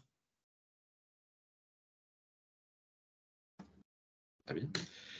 Et c'est effectivement une des questions qui nous a amené à collaborer avec le groupe Algo en tant que laboratoire Watchdog, puisque nous sommes spécialisés dans l'évaluation notamment de la perturbation endocrinienne et des effets de ce qu'on appelle vulgairement les micropolluants, mais de l'ensemble des polluants chimiques sur la physiologie des vertébrés. Effectivement, comme ça a été dit un petit peu plus tôt par le monsieur de l'ARS, pardonnez, j'oublie votre nom, il y a effectivement un certain nombre de données de la littérature, mais en fait pas tant que ça, qui soulignent l'impact que peuvent avoir les PFAS sur le système endocrinien. Encore une fois, comme l'a très bien dit Hugo, il y a une diversité de molécules, donc il y a aussi probablement une diversité de comportements biologiques. Mais c'est vrai qu'une des données de la littérature à peu près récurrente, c'est une activité thyroïdienne. Bon, probablement, nos premières données chez Watchdog montrent que ça ne se limite certainement pas à des activités thyroïdiennes, mais ces activités thyroïdiennes, elles se caractérisent différemment suivant les modèles, on voit chez la souris, chez l'humain, et avec des mécanismes encore mal diagnostiqués, c'est-à-dire des mécanismes sur la synthèse des hormones thyroïdiennes, de perturbation de la synthèse des hormones thyroïdiennes. Je reviendrai aussi sur un mot, c'est-à-dire est-ce que les PFAS sont des perturbateurs endocriniens? Malheureusement, là aussi, on manque encore de données. Puisque, à ma connaissance, sur l'évaluation complète des PFAS, seulement des classements SVHC, Substance of Very Concern, ont eu lieu, mais pas véritablement de poids de la preuve suffisant pour parler de perturbations endocriniennes. Alors ça a son importance, puisque évidemment, quand on parle de perturbateurs endocriniens, ça veut dire qu'à partir de ce moment-là, on est sur une évaluation du danger qui doit guider les mesures de restriction et non pas une évaluation du risque, en tout cas en premier lieu. Il n'y a pas besoin d'évaluation du risque pour classer une substance perturbateur endocrinien. Et donc, c'est ce qu'on fait sur la diapositive suivante, hein, s'il te plaît, merci. Voilà. On a différents effets qui ont pu être observés, puisque qu'il y ait des activités endocriniennes, c'est probable, c'est assez déjà illustré. Mais là, par exemple, vous avez un travail que l'on mène en collaboration avec l'équipe de Boris Zalk et Sylvie Rémaud au Muséum d'histoire naturelle et à la Pitié-Salpêtrière. En fait, on s'est aperçu que de façon assez spécifique, les PFAS, et notamment le PFOS, interféraient avec la capacité de remyélinisation des cellules. Et donc, effectivement, on voit… Alors, si tu peux faire un aller-retour pour que ça réactive la vidéo, s'il te plaît. Merci, Hugo, c'est formidable. Voilà, ce que vous voyez à gauche, c'est donc un tétard qui est stimulé par un petit point noir qui mime un prédateur. Et donc, on voit qu'effectivement, il se déplace. Et vous voyez qu'à droite, le même ayant été exposé au PFOS, eh bien, a perdu sa capacité de réactivité, ce qui est typique d'un état démyélinisé ou faiblement myélinisé, ce qui inhibe sa capacité de déplacement. Donc ça, ce sont des observations d'effets. Et sur la diapositive suivante, eh bien, ce que l'on va faire au laboratoire Watchdog, c'est véritablement faire une caractérisation avec des outils réglementaires, c'est-à-dire des lignes directrices OCDE, de l'activité endocrinienne des PFAS sur les différents axes, hormones thyroïdiennes, androgènes, œstrogènes, de manière à fournir aux autorités les données nécessaires à l'évaluation réglementaire des PFAS, pouvant amener éventuellement à contribuer à leur classification en tant que perturbateurs endocriniens. Pour la qualité de l'eau, c'est évidemment très important puisque ça veut dire qu'on va pouvoir mesurer à très faible dose les effets des substances persistantes et donc servir à ce moment-là d'outil de diagnostic pour évaluer l'efficacité des traitements. Et c'est là que je redonne la parole à Hugo qui va vous parler des traitements. C'est une transition fantastique, merci beaucoup. Donc oui, effectivement, je vais enchaîner sur les différents traitements possibles. Je voulais juste vous faire rapidement un tour d'horizon des traitements disponibles. Ce qu'il faut bien comprendre, c'est que pour traiter les PFAS, il faut traiter deux choses. Les sols, qui servent de réservoir. Les PFAS, quand ils sont utilisés, notamment dans le cadre d'une mousse anti-incendie, vont aller dans les sols et rentrer en contact avec certains, être bloqués par diverses interactions dans les sols. Et les eaux, parce que lorsqu'il pleut, ils vont lixivier, percoler à travers le sol pour finir dans les aquifères souterrains et donc contaminer à terme les réseaux. Fort heureusement, il existe des traitements pour ces deux matrices. Pour les traitements des eaux, on a le charbon actif, on a les résines échangeuses d'ions, diverses filtrations, d'autres méthodes qui existent, mais elles sont chères. Alors, le traitement classique, c'est 3 filtres à charbon actif plus 2 résines échangeuses d'ions. Alors, ça marche bien, mais c'est quelque chose qui reste très onéreux. Et finalement, c'est compliqué de le mettre en œuvre à une grande échelle. Pour les sols, on a des solutions peut-être un peu plus viables. Le lavage de sol marche bien, mais le problème, c'est qu'on crée des déchets liquides. La désorption thermique, au regard des prix du gaz, je pense qu'il vaut mieux s'éloigner un petit peu de cette solution tant que les prix du gaz n'auront pas redescendu. Et puis, la mise en décharge et l'immobilisation, ça ne représente pas des traitements. Donc, quoi qu'il en soit, il y a un besoin de traiter les eaux, soit telles quelles, soit les eaux issues de lavage de sol.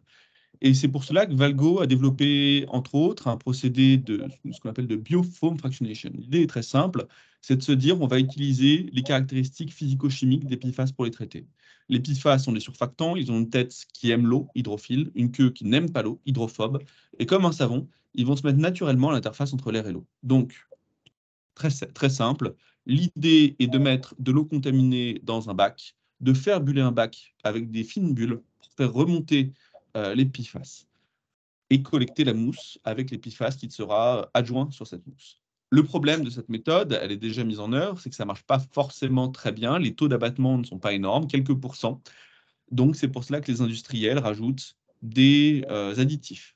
Un surfactant, par exemple, pour favoriser l'extraction des PFAS, qui souvent est toxique et qu'il faut retraiter après. Et puis un agent moussant pour favoriser la formation de mousse et collecter plus facilement cette mousse contenant des PFAS. Et Valgo a développé donc, pour répondre à cette problématique, un additif qui est biomimétique, qui a les deux effets d'un coup. C'est-à-dire qu'il va former de la mousse et il va capter les PFAS avec un très bon ratio molaire. On parle d'une molécule d'additif qui va capter 14 molécules de PFOS, par exemple. Cet additif est économique, facilement accessible, naturel et surtout, son gros avantage, c'est qu'il est biodégradable, réduisant ainsi la quantité de déchets produits. Parlons résultats. Si je vous disais que le traitement classique sans additif avait un taux d'abattement de quelques pourcents, entre 4 et 10% selon le composé perfluoré, l'ajout de l'additif augmente de manière drastique les concentrations, les taux d'abattement, de ce traitement à 99% pour le PFOS et le PFOA, 96% pour les composés précurseurs, la chaîne un peu plus longue. Et alors, on a toujours effectivement un trou dans la raquette pour les composés à 4 carbone, à 6 carbone, notamment carboxyliques, qui sont beaucoup plus difficilement extractibles. Mais on est en train de régler ça par des problèmes, avec de l'optimisation. Je ne peux pas encore vous le dire parce que si ces données que je vous présente sont protégées par un brevet, celles-ci ne le sont pas, donc je vais me taire maintenant. Voilà, je pense avoir fait le tour et je vous remercie de votre attention. Donc n'hésitez pas si vous avez des questions. Je crois qu'on a tenu le timing aussi. C'est très bien. Merci beaucoup. Merci beaucoup pour cette présentation. Je vous propose qu'on enchaîne. Je vais repartager mon écran. Hop. Et je laisse maintenant la parole à Monsieur Damien Cabane de Phytocontrôle. Parce que j'ai juste oublié de mettre le son. Je vous demande juste 2 secondes. Hop.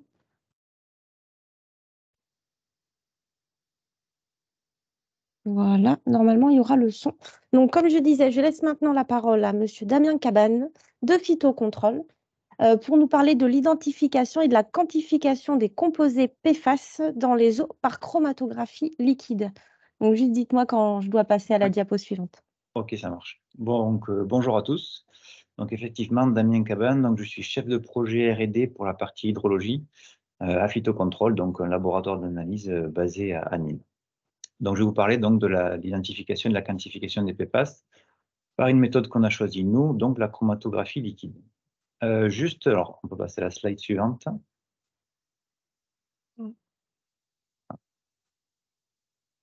Avant de parler un peu méthode, je voulais revenir un peu sur la structure des PFAS. Alors, c'est vrai que les intervenants ont déjà beaucoup reparlé de ces structures-là.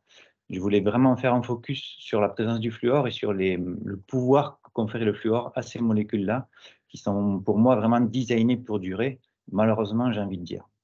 Donc, on y revient, ça a été déjà dit, mais je vais passer rapidement. Une molécule PFAS, c'est une longue chaîne carbonée avec des fluors dessus.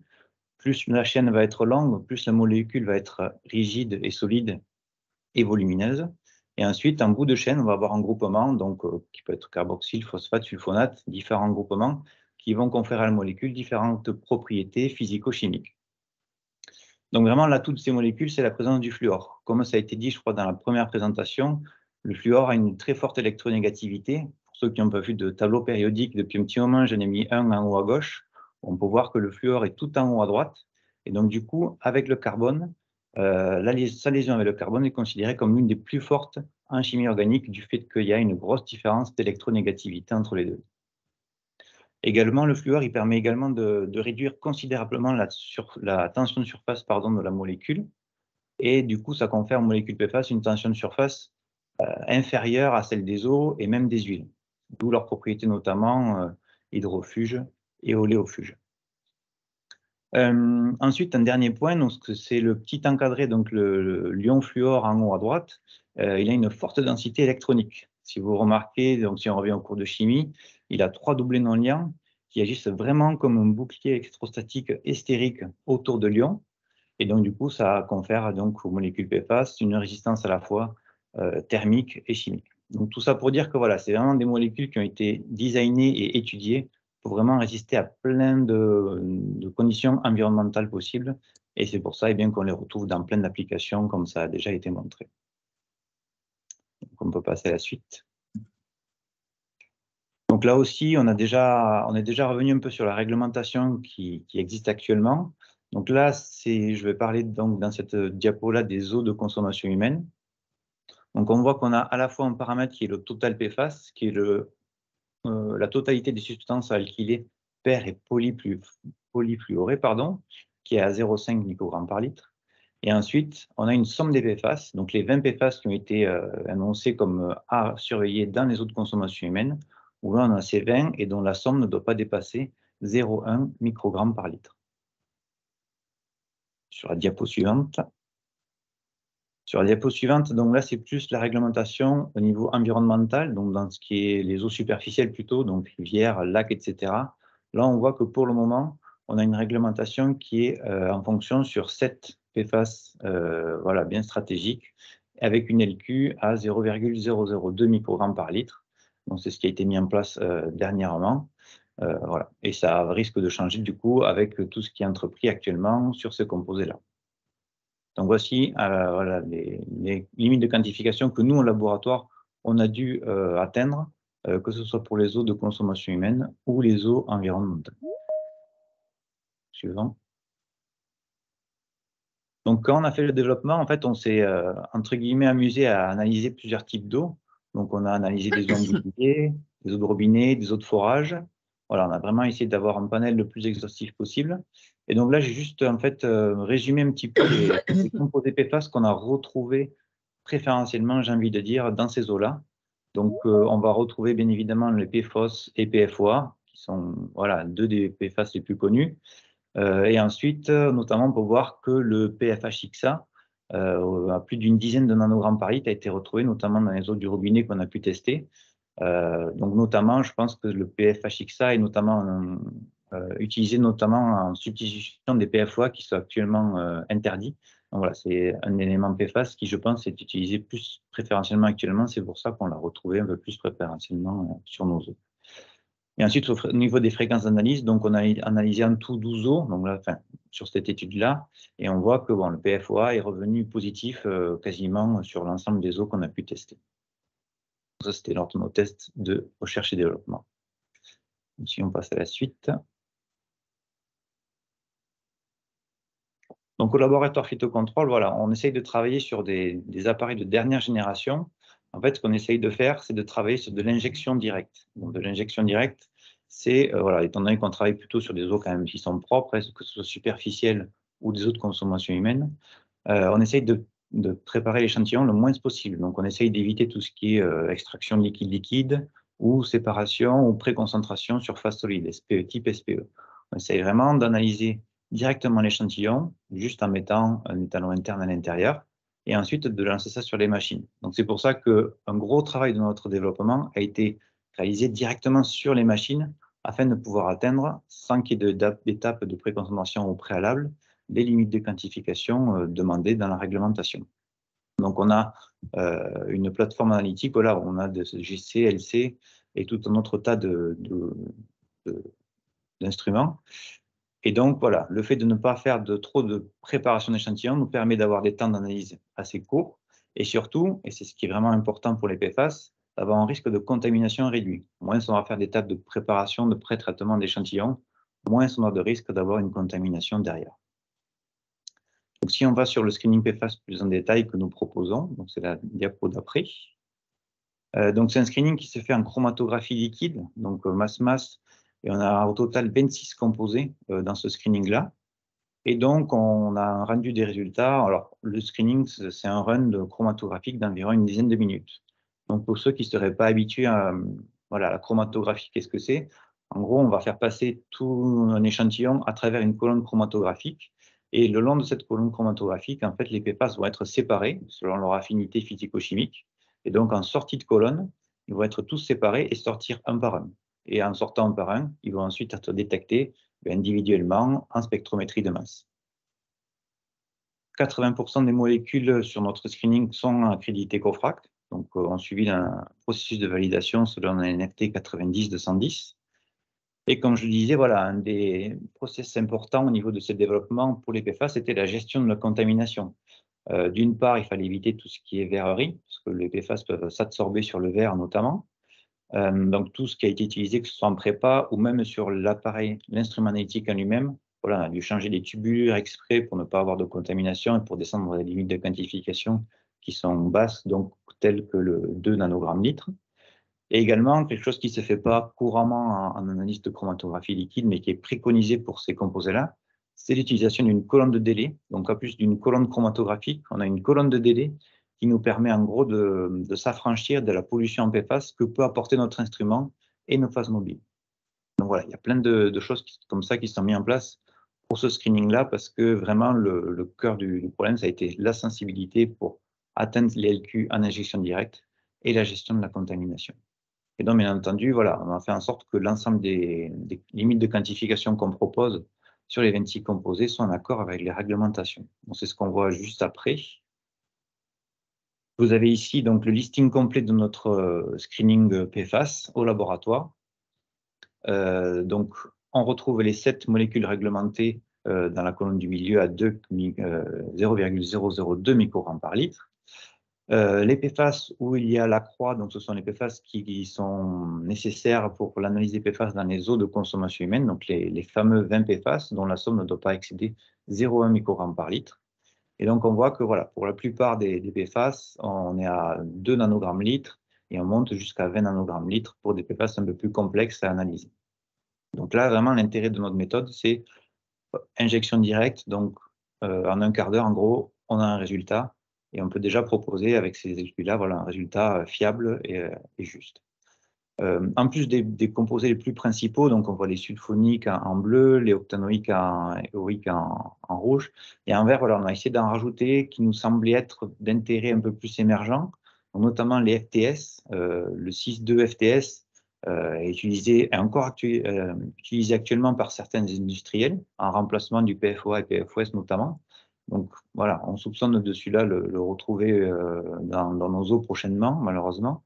Et également le Genix, qui lui est un peu plus connu que les autres, et qui est aussi un PFAS à chaîne courte et qui est aussi largement utilisé en substitution à d'autres PFAS. Donc voilà, on essaie d'avoir une offre la plus générale possible. Et voilà, donc sur la diapo suivante, si jamais vous avez des questions sur notre développement, sur le screening, n'hésitez vraiment pas à me contacter, je me ferai un plaisir de vous répondre. Et sinon, vous pouvez aussi contacter directement le laboratoire Phytocontrôle. Voilà. Merci de votre attention. Eh bien, merci beaucoup. Et je vous propose, pour avoir un peu de temps pour les questions après, de passer, s'il veut bien, à la prochaine présentation, donc qui est une présentation de Guillaume Jubot de Biomae, donc de la filiale du groupe Carso, sur la caractérisation des niveaux de bioaccumulation en composés perfluorés dans le biote par engagement in situ des gamarres. Donc, bonjour à toutes et à tous, je vais partager mon support. Tac. J'ai coupé mon partage. Parfait. Est-ce que vous voyez? Pour l'instant, rien du tout. Ah, dommage. Ça devrait aller là. Oui, là, c'est bon. C'est impeccable. Super. Donc, merci pour l'invitation pour parler d'un sujet d'actualité avec une touche peut-être exotique, puisqu'on va parler de petits crustacés qu'on utilise chez Biomae, qui est un essaimage d'un institut de recherche qui s'appelle l'INRAE, qui fêtera ses 10 ans l'année prochaine et qui a rejoint le groupe Carso il y a 2 ans. Et le laboratoire Biomae, c'est un laboratoire d'écotoxicologie qui est spécialisé dans le développement d'approches in situ de biosurveillance active. Et donc, concrètement, ce que l'on fait, c'est qu'on utilise des petits crustacés, des gamarres que l'on encage directement dans les eaux de surface en milieu continental pour mesurer les niveaux de bioaccumulation d'un certain nombre de substances chimiques, dont les composés perfluorés. Et puis aussi, j'y reviendrai à la fin, aussi sur la notion d'effet de toxicité, comme ça a été abordé notamment par Grégory du laboratoire Watchrock.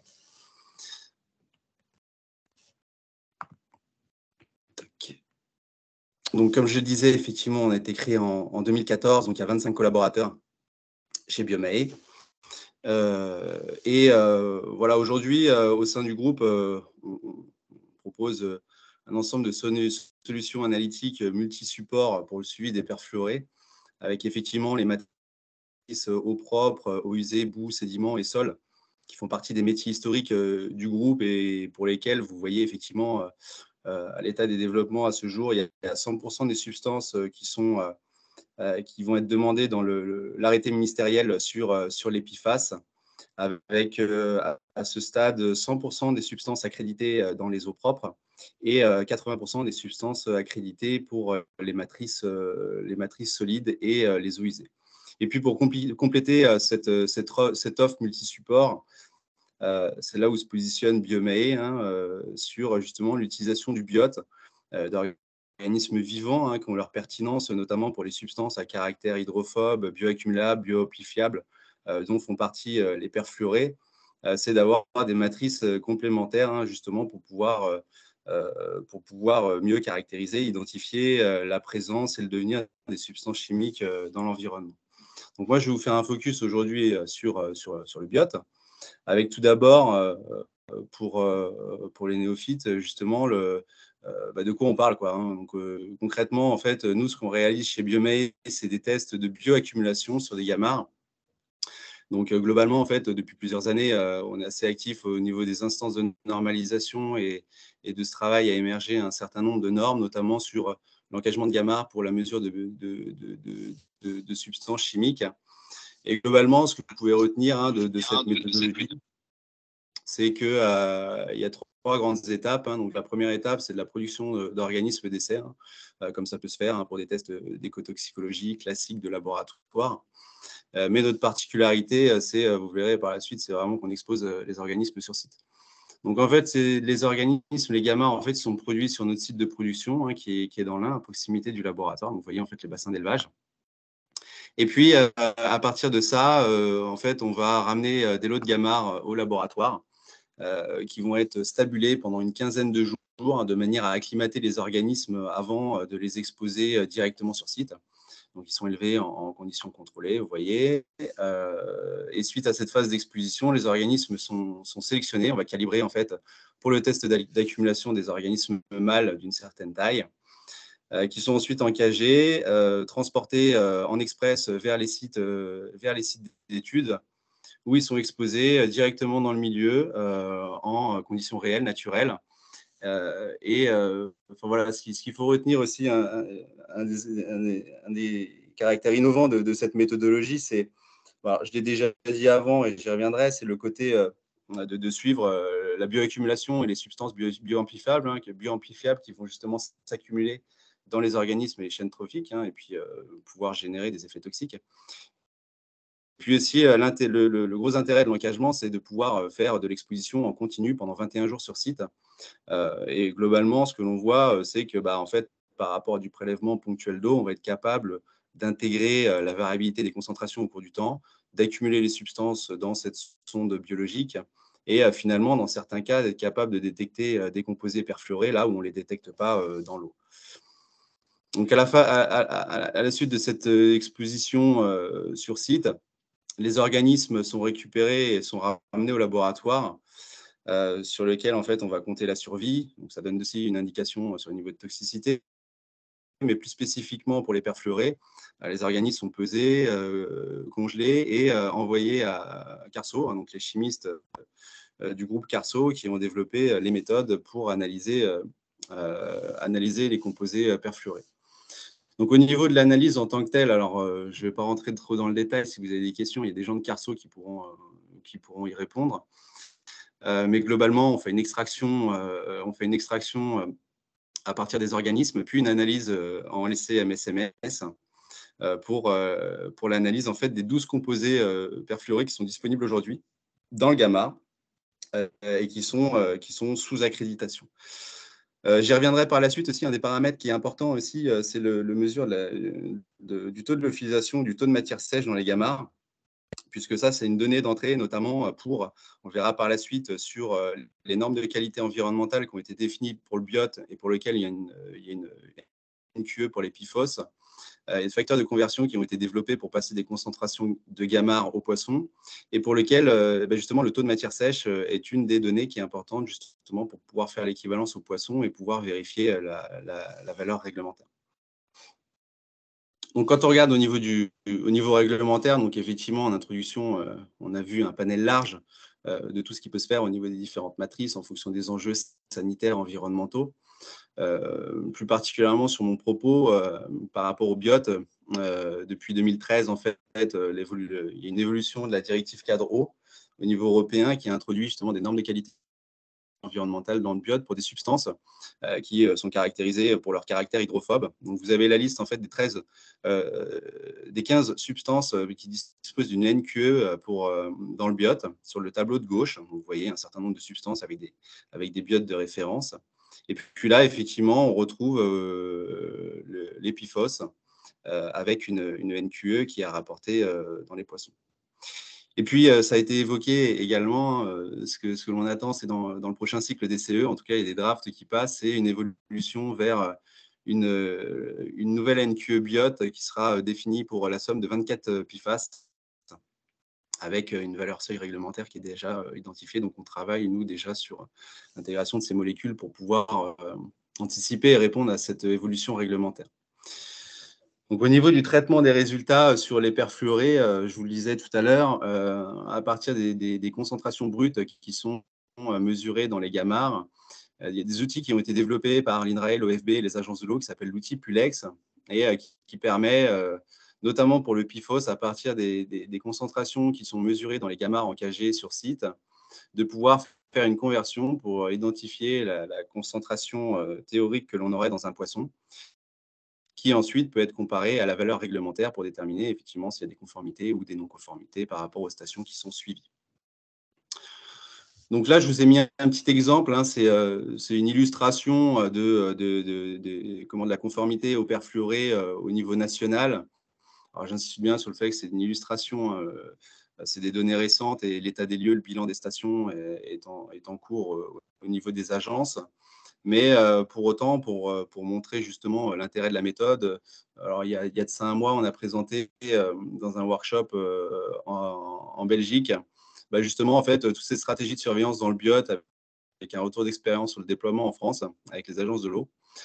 Et puis voilà, vous voyez qu'en fait, à partir de déploiements large échelle, on est capable en fait de mesurer la conformité ou non de la valeur seuil réglementaire pour les PFOS au niveau national. Donc c'était intéressant. Alors juste pour faire une petite parenthèse par rapport à ce workshop où effectivement il y avait la Belgique, les Pays-Bas.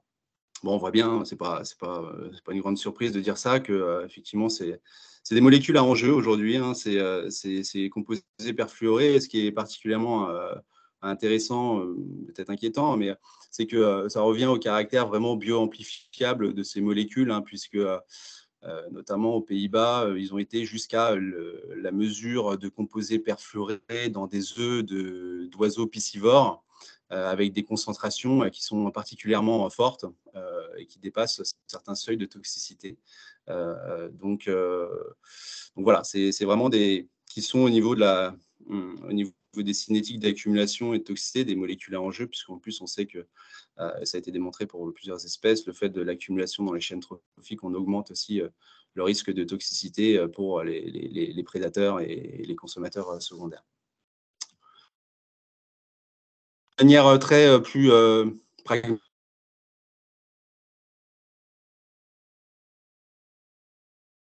on suit aussi un certain nombre d'autres composés, comme je vous l'ai présenté.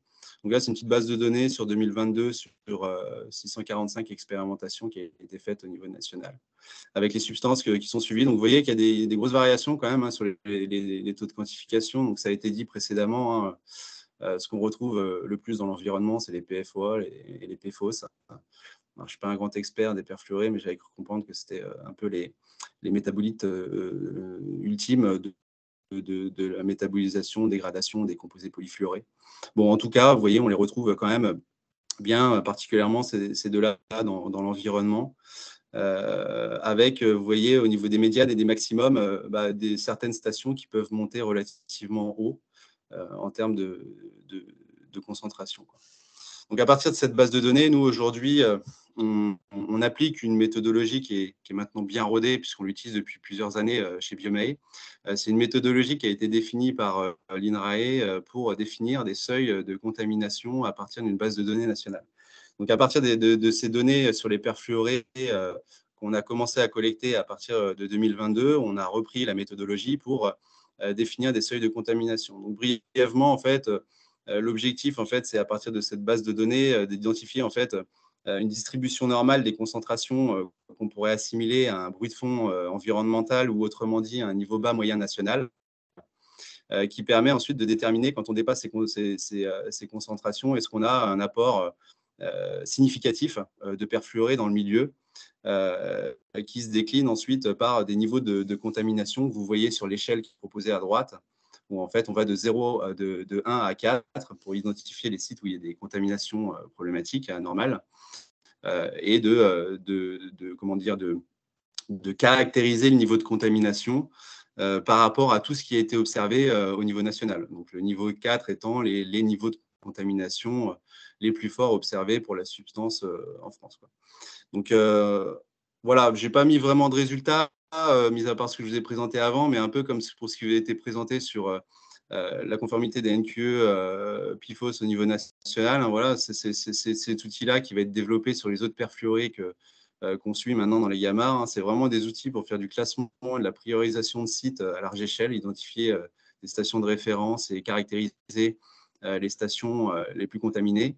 Et puis également aussi, par rapport à tous les outils de traitement qu'on a pu voir, il y a se poser la question aussi du suivi des tendances temporelles pour justement essayer de voir par rapport à des actions de remédiation si on a une amélioration dans le temps sur les niveaux de contamination dans les milieux naturels. Voilà, donc pour conclure, vous l'aurez compris, l'encagement de GAMAR, c'est une méthode reconnue dans le sens où en fait c'est utilisé par les agences de l'eau dans le cadre du suivi des NQE Biot de la directive cadre. C'est des outils qui sont normalisés, réglementaires pour vis-à-vis de la directive cadre. Et puis voilà, qui sont utilisés à large échelle. On a fait plus de 7000 bioessais depuis maintenant 5-6 ans au niveau national. Et donc, par rapport à ces bases de données qu'on collecte au niveau national, on a aussi un retour d'expérience conséquent sur la bioaccumulation des perfluorés en France. Et puis, pour finir cette présentation qui était très axée sur la contamination, se pose aussi, comme on l'a vu avec Watchfrog, la question de l'évaluation des effets, parce que c'est une chose très importante de caractériser les niveaux de contamination, mais c'en est une autre aussi d'évaluer justement l'impact de ces composés perfluorés, pour lesquels on n'a pas tout le temps des données de toxicité, parce qu'il y a quand même un certain nombre de substances. Et aujourd'hui, Biomae, voilà, on répond aussi à cette problématique via déjà la mise en place de tests in situ par encagement. Alors là, on va dire que pour pouvoir relier avec les composés perfluorés, on ne va pas pouvoir relier directement à ça parce que vous savez bien qu'il y a tout un tas de substances chimiques qui sont présentes dans l'environnement. Mais par contre, on est capable aussi d'adapter nos tests en laboratoire, notamment sur des prélèvements environnementaux. Donc, on parlait tout à l'heure d'eau usée, sur lesquels on peut faire de l'évaluation, mais également sur les sédiments, pour lesquels il existe déjà un guide que je vous ai mis sur la droite qui date déjà depuis quelques années, qui a été fait par l'OFB et l'INRAE, et qui justement propose des batteries de tests pour évaluer la dangerosité des sédiments, dans lequel effectivement il y a le gamard qui est identifié, le gamard en Kg, ou le gamard sur des tests de laboratoire, et sur la base de la réalisation de tests de marqueurs simples, comme la mesure du taux d'alimentation ou de la reprotoxicité. Vous voyez sur la photo avec on mesure l'impact sur des embryons, qui sont des marqueurs simples, qui sont vraiment liés à la dynamique de population et qui permettent d'évaluer l'impact de ces substances en conditions contrôlées de laboratoire. Alors ça peut être directement sur les substances chimiques, donc des polyfluorés ou des perfluorés. Et puis sur les sédiments, alors je pense plutôt dans le cas de gestionnaires qui ont des problèmes, des questions sur des sédiments, avec effectivement la problématique de comment on les évalue pour justement prioriser les zones de captage sédimentaire prioritaires, parce que ça a été vu. Et c'est un peu comme les PCB qu'on a pu voir il y a quelques années. Les perfluorés, c'est des molécules qui peuvent avoir tendance à se fixer dans les zones de captage sédimentaire. Et donc voilà, c'est des outils qui peuvent venir en complément de tout ce qu'on a pu voir en amont. Je vous remercie pour votre attention et je reste à votre disposition si vous avez des questions. Merci.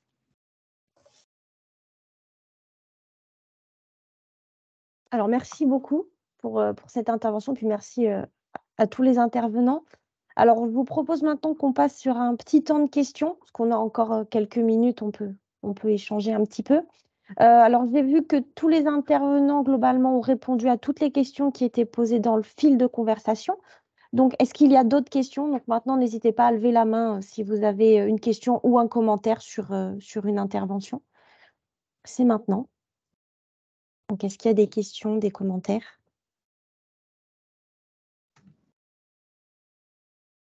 Non? Moi, je voudrais faire, si vous le permettez, Justine, une remarque et un commentaire.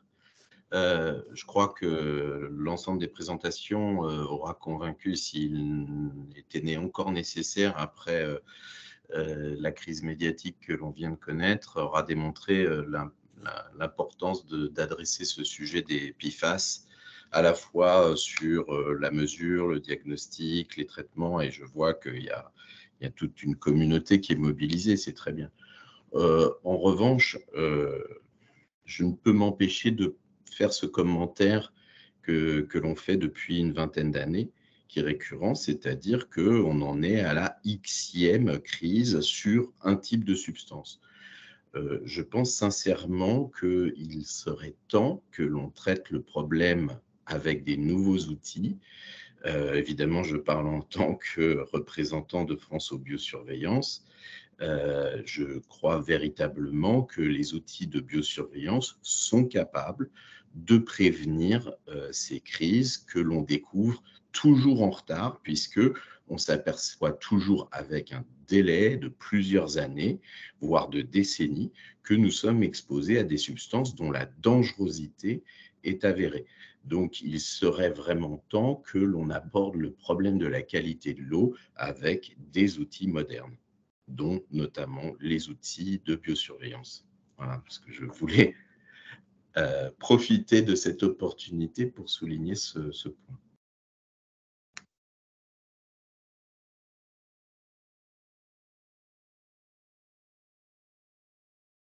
Est-ce que quelqu'un a une autre question, un autre commentaire, veut rebondir sur ce commentaire? Non, rien du tout? Aucune question? Vous savez tout sur les PFAS maintenant? Très bien. Dans ce cas-là, je vais conclure. Donc, un grand merci à tous les intervenants pour toutes ces présentations très instructives qui ont quand même permis de bien mieux comprendre les PFAS et toutes les problématiques autour. Au vu de l'intérêt que vous portez tous à cette thématique des PFAS, nous allons voir pour organiser une journée en présentiel cette fois-ci sur cette problématique-là. Donc, n'hésitez pas à revenir vers nous si vous êtes intéressé pour participer à cette journée, pour pitcher, pour faire du sponsoring, pour être dans l'organisation. Voilà, n'hésitez pas, revenez vers nous, dites-nous. Et puis, nous, on fera notre possible pour organiser une journée intéressante et qui pourra répondre encore plus aux questions que vous vous posez déjà sur les PFAS.